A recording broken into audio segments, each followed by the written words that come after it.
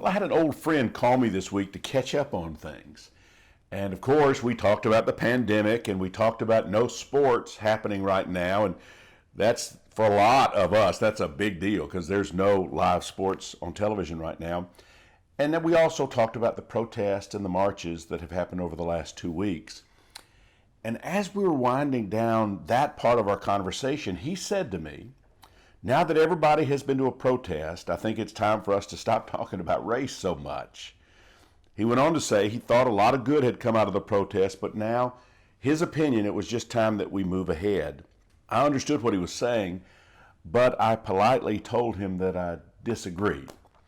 We might be in a historic place as it relates to finally facing systemic racism that exists in our country, and I told him it won't get fixed by just a couple of weeks of marching, that we needed to talk about it, we needed to learn about it, we needed to confess our participation in it, and we needed to lament it, and then we needed to do everything in our power to eliminate it. And I told him this has never truly been faced by the majority of people in our country, and it's beginning, but it would be the wrong thing to assume after 3 weeks that it is now fixed and it's okay. I really do pray that the discussion about race will continue in churches and mosques and synagogues and on university campuses and in high schools and at stockholder meetings and anywhere else people are living their lives. We have seen a glimpse of people coming together all over the world. I've never in my life seen anything like this. All over the world, people are coming together to stand against racism. And that doesn't need to stop. It needs to continue until our world gets it right as it relates to race. When I said that, he agreed. He said, "You're right. I wasn't thinking about it like that." And so I'm pumped about our talk today because we're going to look at an aspect of the Bible, one particular verse, and we're going to talk about how it applies to all of our lives, but also how it applies to this conversation about race. I want us to look today at one of the most famous verses in the Old Testament. In fact, it's one of those verses that pretty much sums up what a God-focused life is all about. The verse is found in Micah Chapter 6, and I know some of you, when you look this up, you're going to have to use the table of contents because you don't know where Micah is. That's all right, Micah Chapter 6. But before we read it, I want to give you a little background about Micah and this prophetic book, and then I want us to look at this one particular verse, incredible verse, and then I want to talk about how it can apply to you and to me. Micah was a prophet in the Old Testament. He's called a minor prophet. And for people who maybe aren't familiar with Bible study, you think, well, does that mean his message was less than? And that's not true. There were major prophets and minor prophets, and that had to do with the size of the book that's attributed to them. So people like Isaiah and Jeremiah and Ezekiel, those are called major prophets because their books are really long. And people like Micah, Joel, Hosea, Amos, they're called minor prophets because their prophecies are relatively short. Micah was a prophet, and when he was living, he was a contemporary with Isaiah, with Amos, and with Hosea. And he warned the northern kingdom, and this is interesting about prophets. Some just had a message for the northern kingdom, which was Israel. Some just had a message for the southern kingdom, which was Judah. But Micah actually warned both the northern and the southern kingdoms of impending judgment because of the way they were living. He's saying what you're doing is not going to last. It's going to end in destruction if you don't change the way you're living. Now, here was their big sin. They were not caring for those people who were marginalized. Those people who they should have been looking out for, they weren't. They were into doing religious things, but not helping people. Isaiah, when you talk about different prophets, Isaiah was more of an urban prophet. It's interesting to me. He was acquainted with kings and he was acquainted with leaders. But Micah, just like Amos, they were more rural prophets or country prophets. Almost like a sophisticated preacher would be an Isaiah, and then more of a country preacher would be someone like Micah or Amos. He did take trips to Jerusalem as a country prophet, And those trips, I'm sure, confirmed what he had heard from a distance, that things were not good in Jerusalem, that people were being mistreated, that those who had were not looking out for those who did not have. Old Testament scholar Walter Brueggemann says this: it's now agreed among a growing number of scholars that Micah is the voice of the village peasant crying out against the grasping powers of the state. And I found that very helpful. Much of Micah's book revolves around two significant predictions. One is judgment on Israel. That means, hey, what you're doing is not going to last. It is going to fall. You're going to fall. Your country is going to collapse. And the other principle, the other is that after this collapse, you will rebuild. There will be restoration on the other side. So those are the two things that are taking place in Micah. When you get to chapter 6 of Micah, Micah is explaining God's pain.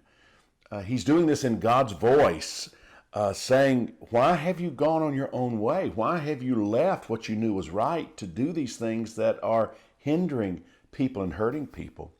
And then we get to verse 6 of chapter 6, and God again, Micah's saying this in God's voice, is saying to the people, your grand displays of piety, they don't impress me. That's not what I'm interested in.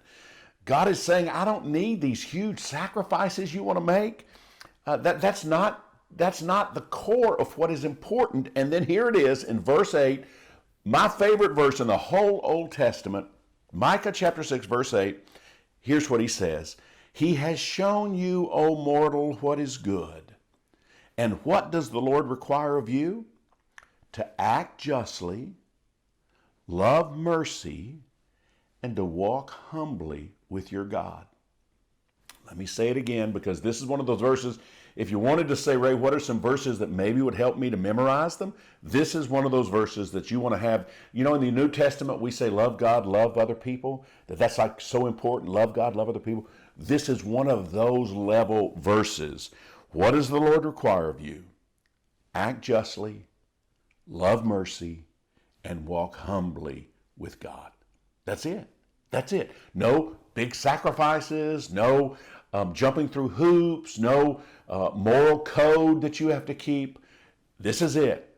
Do justice, love mercy, and walk humbly with God. Now, I want to spend some time and I want to talk about those three things, and I want to talk about kind of the events of the last few weeks, and I hope this is going to be helpful to you. I have loved studying it, and I hope it'll be something that you'll like. Justice is a real important word in the Bible. Brueggemann, the man I quoted just a moment ago, he explains justice like this. The way the Bible thinks about justice, he says, is justice is to sort out what belongs to whom and return it to them. In other words, if someone has had what rightfully was theirs taken away because of the color of their skin, think slavery. Think about African Americans or Africans coming here 400 years ago and having everything stripped away. Justice says, when you see things taken from people, justice says you get it back. You return it to them. He goes on, such an understanding implies that there is a right distribution of goods and access to the sources of life. He goes on, so the work of liberation, redemption, salvation is the work of giving things back. Justice concerns precisely a right reading of social reality, of social power, and of social good. Beautiful definition, very deep, very profound. Yale theologian Nicholas Walterstorff, and by the way, I guess you have to have these kind of names to be, these guys are both 90 years old, and you've got incredible work from Brueggemann and Walterstorff. So no Smiths in the list here for great theologians. Yale theologian Nicholas Walterstorff says this: justice means that one should never treat persons as if they have less worth than they do. In other words, everyone is imago Dei. Everyone is made in the image of God, every human. And when someone is being treated as less than, justice says, no, we have to address it. We have to do something because everyone is worthy of respect. They are imago Dei, made in the image of God. The Old Testament prophets talked a lot about God judging societies. And you know what he was judging them for? He wasn't judging them for, like we used to believe in church in the 70s, guys having long hair or girls wearing miniskirts. That wasn't what the judgments were about. The judgments were about when people were mistreated, particularly widows, orphans, aliens. When you hear that, don't think E.T., think Mexicans who are here working. That's the alien, those people who come from outside of our country, and the poor. God, over and over again, through the voice of the prophets, is saying, when you don't look out for them, you are not doing justice. And because of that, your society is going to crumble. You read through the Old Testament and you see those things come up over and over and over again. Why? Because these were the most vulnerable people to injustice, to being treated as having less worth than they should have been treated. They were not only more vulnerable, they were disproportionately the victims of injustice. And the people who perpetrated the injustice or enabled the injustice, they tended to be blind to it. And so God says, no, if you want to walk according to what I want for all people, you will do justice. All right, that's the first part, right? Do justice. Then the second part, love mercy. Mercy manifests itself not in sentimentality, but in justice. In other words, you are not loving mercy just because you cried when you watched The Help, or cried when you watched another show, 12 Years a Slave, and you come out and say, I can't believe what happened to African people way back when. That is terrible. My heart breaks. That is not loving mercy. Loving mercy is when you do something about it. To love mercy is to love with an awareness of the capacity of the other to be wounded and to suffer pain. It's truly to be others aware. And then you, if you're loving mercy, you will want to help. Mercy says this: if there's hurt, if there's pain, if there's suffering, I have to be there. I have to do something. That is what it means to love mercy. So we have do justice, love mercy, and then the third part, walk humbly before your God. Humility. And I think it's kind of forgotten sometimes among people who say they're followers of Jesus, this whole idea of walking in humility. Humility means we don't get puffed up. Humility means we stay open and teachable. Pride is the opposite. Pride says, I don't have a problem. Pride says, thank God I'm not like those other people. But humility says, search me, O God, and know my heart. Humility, Paul says, we, like Jesus, should genuinely care about the other. And so those are the three big points, right? Do justice, love mercy, and walk humbly with God. So that's God's will for us. But there's a problem. A significant percentage of people who say they follow God, they would say they are Christians, they either don't know about the importance of justice, mercy, and humility, or they have determined that doing those things is not an important part of who they say they follow. So I just wanted to spend kind of the remaining time with you talking about those thoughts. Well, what does it mean to do justice, love mercy, and walk humbly with God? Here's the first thing I want to say. I want you to think about this. It takes perceptive eyes to recognize that injustices permeate culture. Let me introduce you to a word. You've heard it, but you may not think about it. But this is one of those words I wish you would just commit to memory. Or phrase I wish you'd commit to memory. Implicit bias. Implicit is the opposite of explicit. If it's explicit, we see it. It's obvious. If it's implicit, we don't see it. And there is implicit bias. That's why I say it takes perceptive eyes to recognize injustices that permeate culture. Without being intentional, it is very easy to miss out or to dismiss things and not realize what actually is under the surface. Sometimes we experience something like the marches of the last 2 weeks and we think, okay, this is good. Everything is okay now. I mean, everybody has made their stand. Everybody has gone on record as saying Black Lives Matter. And so, glad that's over with. Let's get back to other stuff.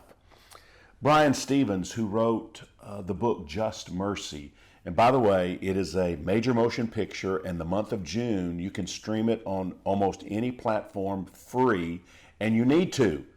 That will give you an indication of what implicit bias means, what white privilege means. It will help you understand the difficulties African Americans face.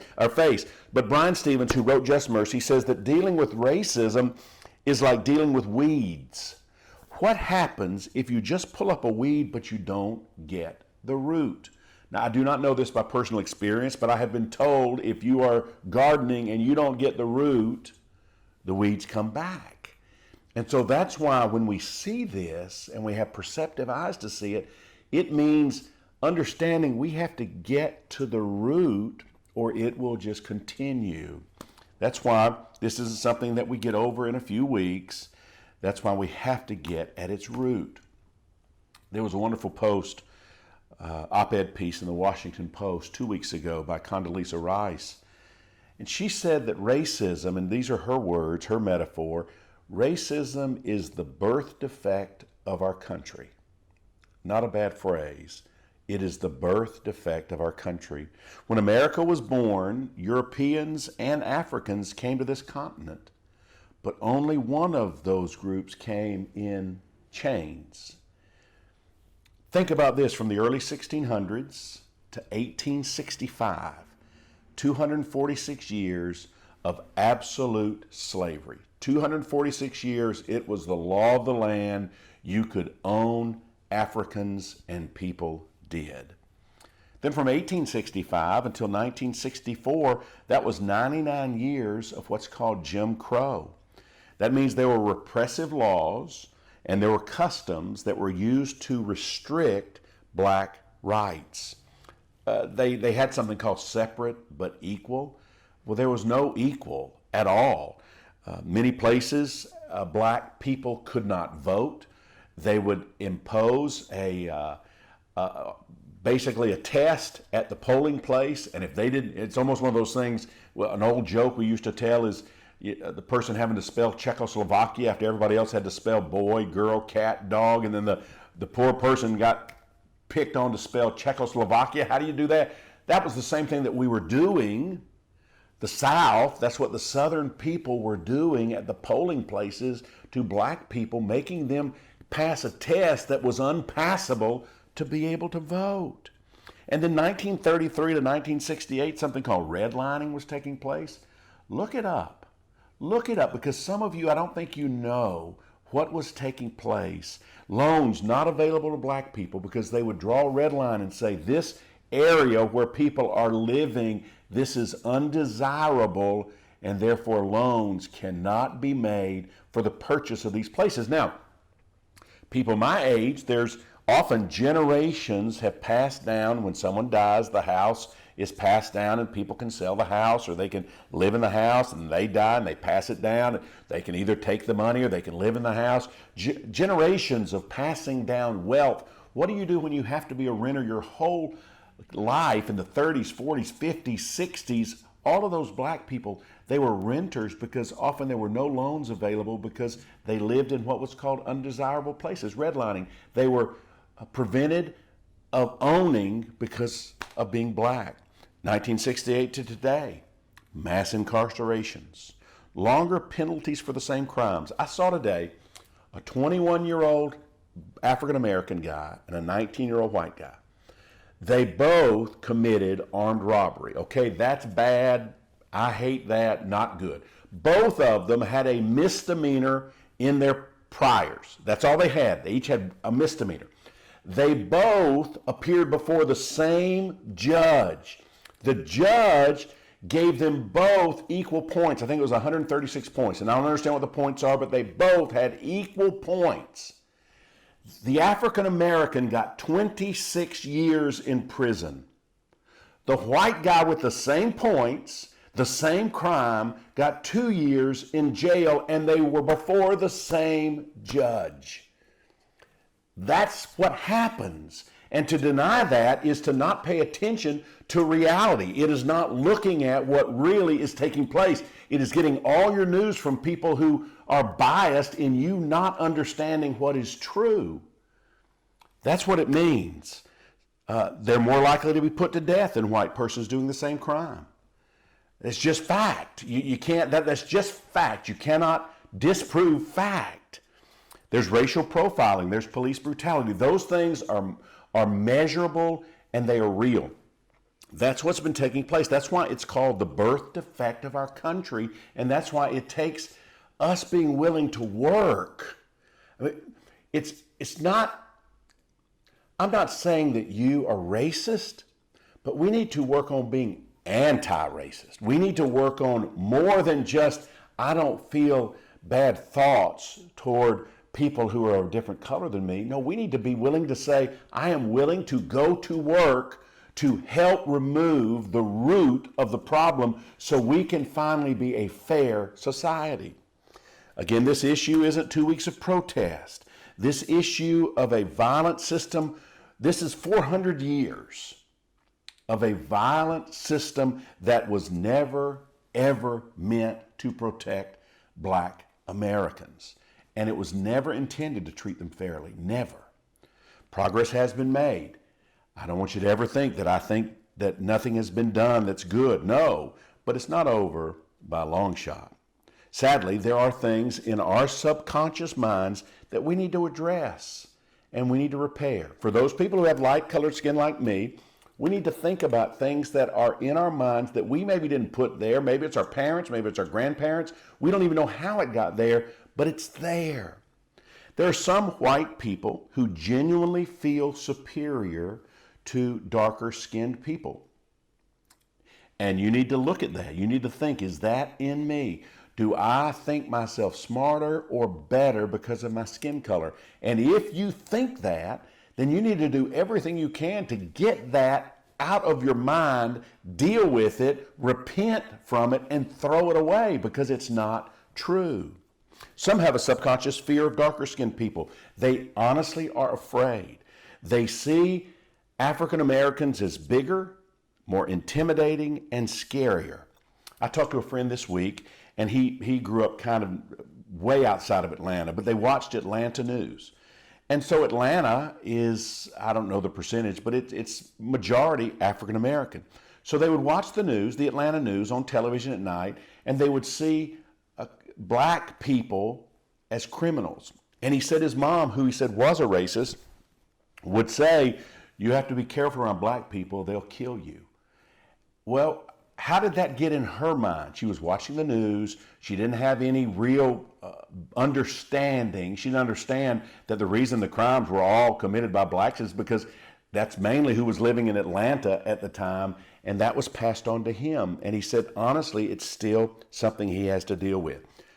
I tell you something, you may not want to accept this, but it is true. Police are quicker to respond with lethal force to black people than they are to white people. And this has been tested across the board. White police officers see black people as bigger, stronger, scarier, and a greater threat. They have done the test. This is, and I'm not blaming anybody. This is something that is just in people. On November 22nd, 2014, let me just say this. People who think this started with George Floyd, you've been missing a lot of stuff because it started way before George Floyd. November 22nd, 2014, Tamir Rice was a 12-year-old African-American boy playing in a park, and he was killed, this was in Cleveland, Ohio, by police officer Timothy Lohman. Tamir Rice was playing with a toy gun. Somebody saw him playing with this toy gun and called the police station and said, there's a black man and he has a gun. The police showed up, and within 2 seconds of them stopping the car, they shot Tamir Rice twice in the stomach, killing him. Now, Officer Lohman was eventually fired. I can see you saying, well, at least that he was punished for taking the kid's life. The city fired Lohman in 2017, not for shooting Tamir, but for lying on his application to the Cleveland Police Department. He never faced any penalty at all for pulling up on a little 12-year-old boy playing with a play plastic gun in the park. That doesn't happen to white little boys. It doesn't. We see white little boys as little 12-year-old kids. Somebody saw Tamir Rice as a 20-year-old, 200-pound man when he was a little, scrawny 12-year-old kid. That's just kind of what's in our mind. We have to be willing to address that. It is there, to whatever degree, and it needs to come out. But on the other side, African Americans, there's a lot in their minds that's tough. This 400-year history that brought here in chains. Do you know in our Constitution, we like beating our chest about the greatness of our country. And I love America. I've been around the world. I love America. I'm telling you, okay? But you know in our Constitution, blacks are called 3/5 of a human being? Do you know that they weren't going to count them at all as humans, but the South raised such a stink, they said, we want to have them counted so our population will be bigger, so we will have more people for Congress, representation in Congress and Electoral College. And so the Constitution of America says, okay, a black person is 3/5 of a human being. Think about that if you're growing up and that's your mentality, that you think, we were slaves, our history, we don't know anything about our history. We've never studied anything. If you go to school here, mainly you're studying European history, right? We know about all the white kings and we know about all of the stuff that happened in Western Europe. We don't know very much about Africa at all, except these people were brought over and they were slaves and they were 3/5 of a human being. I interviewed Dorjan last week. I hope you watched the interview because he is so brilliant, and it was a wonderful conversation. He said something interesting. He didn't like the term African American, and really it's one of the first people that I had talked to, a black person, who said they didn't like it. He said it was always black person, then all of a sudden it was African American. And he made the point that you cannot say that a race of people are monolithic, that they all think the same way, and so he has every right to see his view of that differently. But the reason the name African American became the name that was used was to begin to engender in black children the idea that they do come from a place and they were important before they were brought here in chains. They weren't slaves there. They were kings and queens, and they were merchants, and they were artists, and they were teachers, and they were everything important and good. And then they were brought here and they were made to endure as slaves, but in their indomitable spirit, they kept their eye on just trying to work and do good and one day break out of those chains. So that's why that's why we say African American. Many African American families have done a great job of building in their children a healthy self-esteem, but some have struggled here, and you would understand it, wouldn't you? If your story was only slavery, if that was the only thing that you ever got was that you were just slaves, your ancestors just slaves. Probably the most famous experiment in social science in the 1930s and the 1940s was called the doll study. This study had little children, white children and African American children, look at little dolls. Little white dolls with yellow hair and brown-skinned dolls with black hair.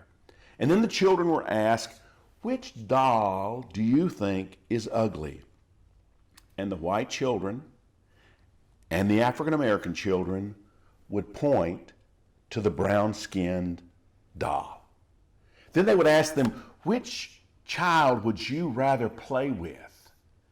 And the white children and the black children would point to the white doll. Now, some say, well, that's the 1930s, the 1940s. Ray, you got to bring it up to date. That's not what it would be now. Well, is 2010 close enough to today? Same study was done in 2010. They had images of 5 children on a piece of paper from light skin all the way to the darkest skin. 5 images of little children. And they would ask children 4 and 5 years old, white children and black children, which one is dumb? And you know who almost all the children chose? The darkest child. Which child is ugly? You know what? Almost all of the children, white and black, chose the dark child. It's painful. It is painful to watch. Watching a little black girl being asked, which image of a child would a grown-up rather be around, and have them choose the white doll instead of the black child. And the child would do this over and over again. Can you not see how that is something that has to be addressed, and we have to try to help reverse that? And it's something that parents in that community certainly are doing, and they're doing, many are doing noble there, but we perhaps could help. This, coupled with other outside sources, can affect someone for life. Do you know we live in a society where when a little baby is born, if its skin is dark, it is less likely to graduate from high school? It's less likely to go on to college. It is more likely to end up in prison. It is more likely to suffer from COVID. It's less likely to get a good job. It's likely to live poor and die sooner than if it was born with white skin due to nothing inherent in the child. It is real. It is real. I've never had to think for one second if I moved into a neighborhood the property values might drop. But I've heard that conversation in my lifetime. I've heard white people say, we sure hope that black family doesn't move in here, because if that black family moves in here, then the property values are going to drop. Austin Channing Brown. She is an incredible author, and her book is called I'm Still Here. And if you want to read about the racial issues in our country, and you want to read it from someone who is black and who really knows what's going on, read her book, I'm Still Here. In the book, Austin Channing Brown, a lady, elaborates on the origin of her name. Her parents named her Austin, which was a name typically associated with white men, as a way to fight conscious and unconscious racial bias in the workplace. As one study shows, white-sounding names such as Emily or Greg are 50% more likely to get a call back from employers than black-sounding names like Lakeisha and Jamal.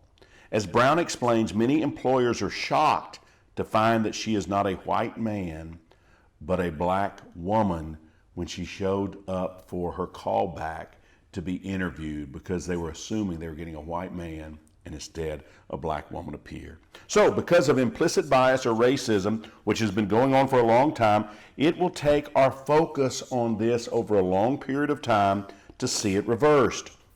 As it relates to police or opportunity, it often stays hidden, but occasionally it pops to the surface, as it did with the George Floyd murder. And we were horrified, but we should not be shocked. Will Smith said racism isn't getting worse, it's just getting filmed. And that's true. Nothing has changed. It's bad. It's been bad a long time. We just are seeing videos now. Important, our place as followers of God is to stand against any kind of racism anywhere. Martin Luther King Jr. said this: the church must be reminded that it's not the master or the servant of the state, but rather it's the conscience of the state.